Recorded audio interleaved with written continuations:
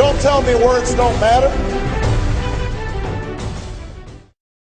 We are 5 days away from fundamentally transforming the United States of America.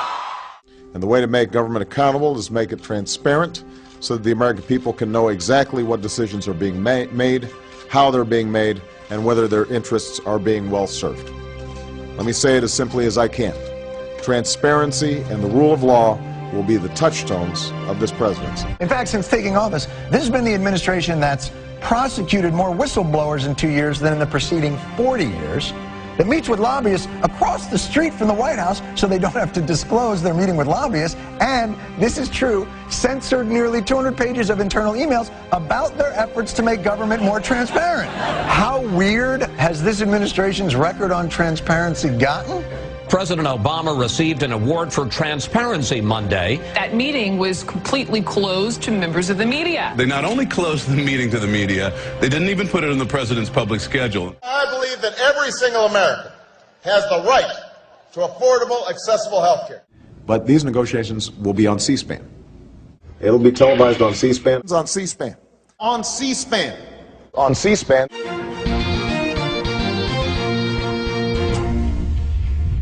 C-SPAN founder and CEO Brian Lamb tells the Daily Caller that C-SPAN's cameras need more access in Congress. Would you have liked to see C-SPAN in the negotiations to see what was going on behind closed doors? The president said that we're all going to be on C-SPAN.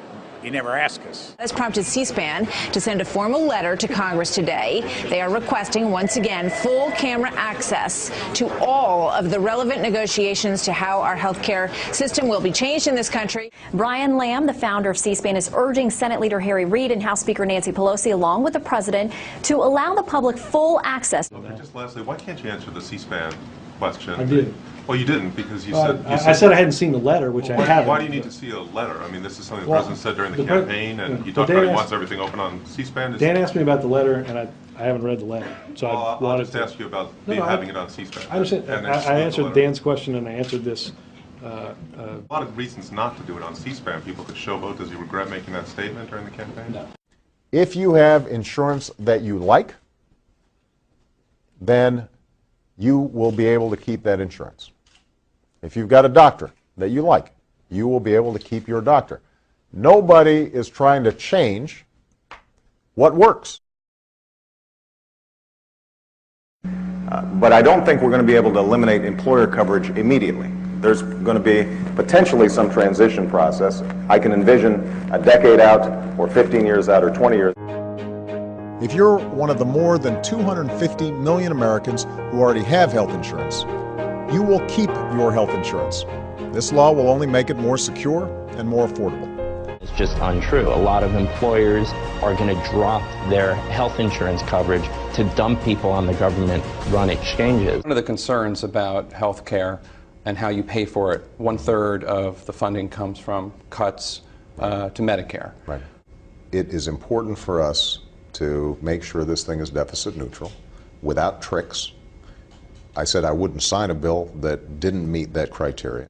They used 10 years of revenues and 7 years of spending and said, see, look, over 10 years this pays for itself. He's cutting Medicare by $500 billion. He cut seniors' home health care by 11%. It's a plan that asks everyone to take responsibility for meeting this challenge. Everybody. Exempting some from complying with the new health care law. They've been granted a special waiver from key provisions of the new law.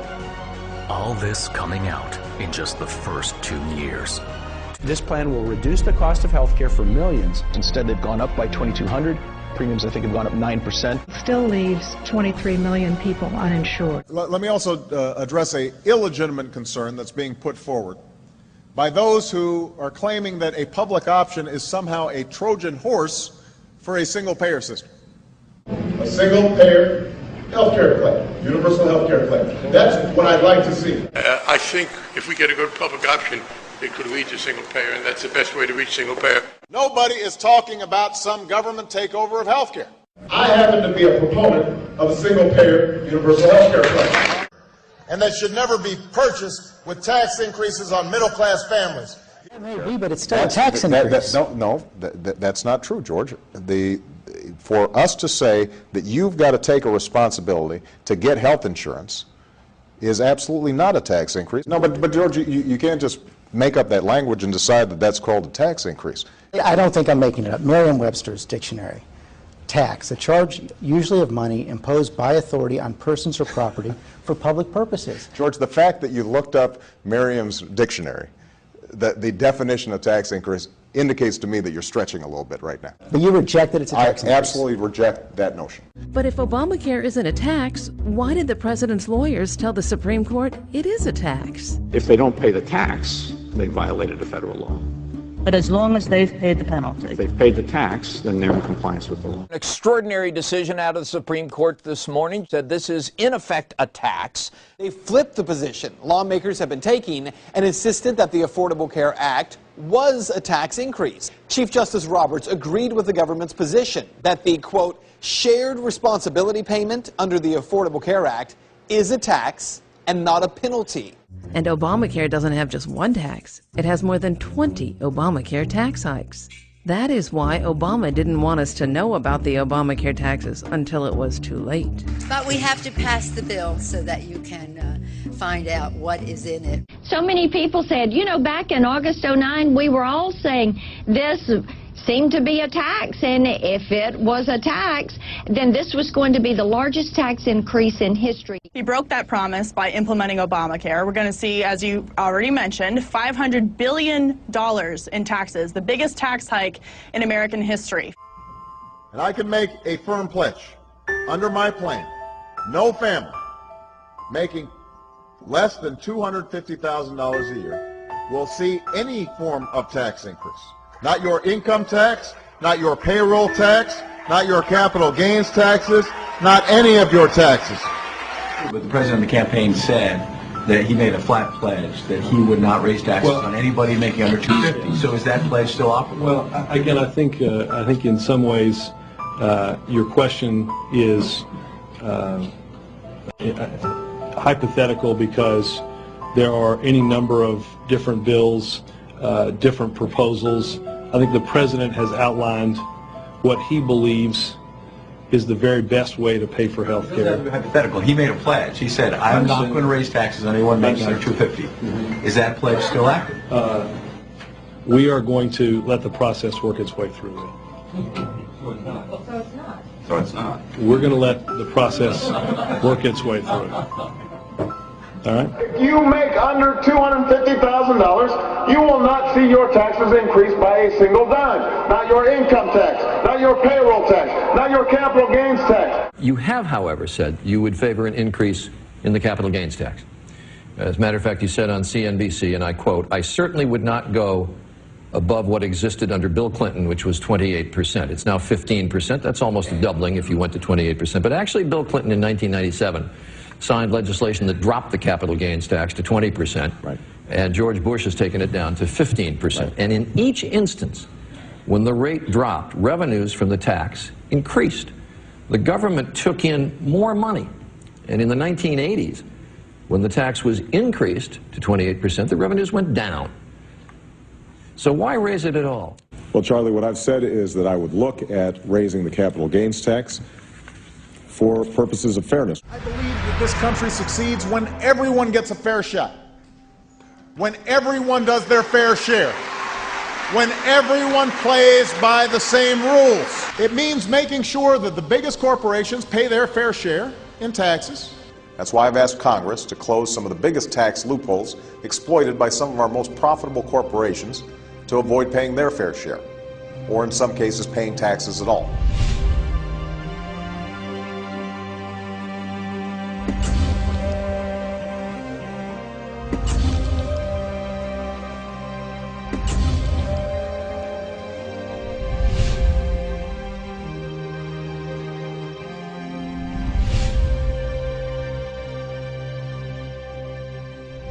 It's not right to ask middle-class families to pay more for college before we ask the biggest corporations to pay their fair share of taxes.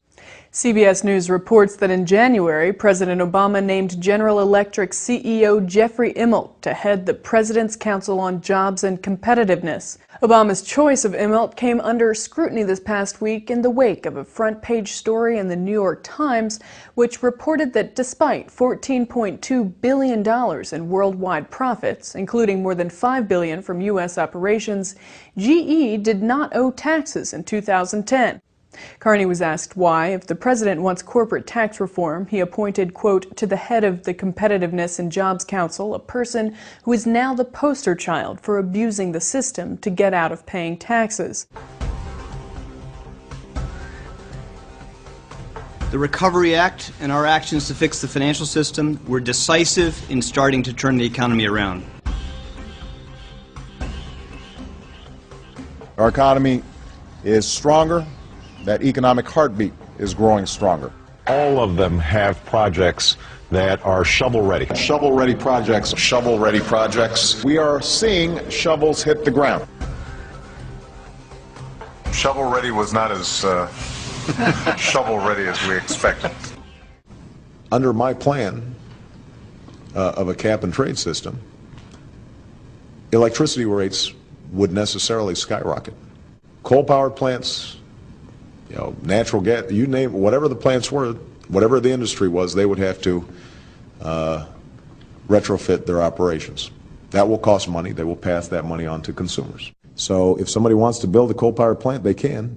It's just that it will bankrupt them because they're going to be charged a huge sum for all that greenhouse gas that's being emitted.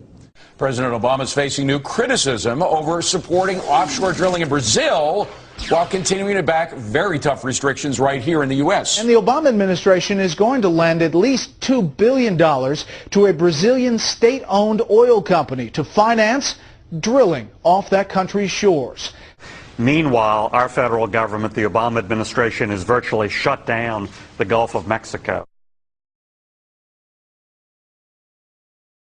In 2009, Barack Obama said, I'm pledging to cut the deficit by half by the end of my first term in office. And for them to say that we shouldn't be raising the debt ceiling is irresponsible. The way Bush has done it over the last 8 years, number 43 added $4 trillion by his lonesome. That's irresponsible. It's unpatriotic.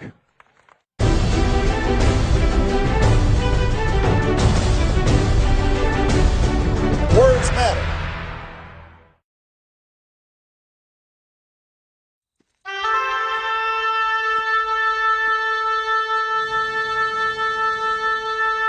For a long time, I sat between the two graves and wept. The pain I felt was my father's pain. My questions were my brother's questions. Their struggle, my birthright. We are all shaped by our pasts, and we carry elements of the past into the future. But we have to be careful, because nothing can rob the future quite as much as the debts of the past.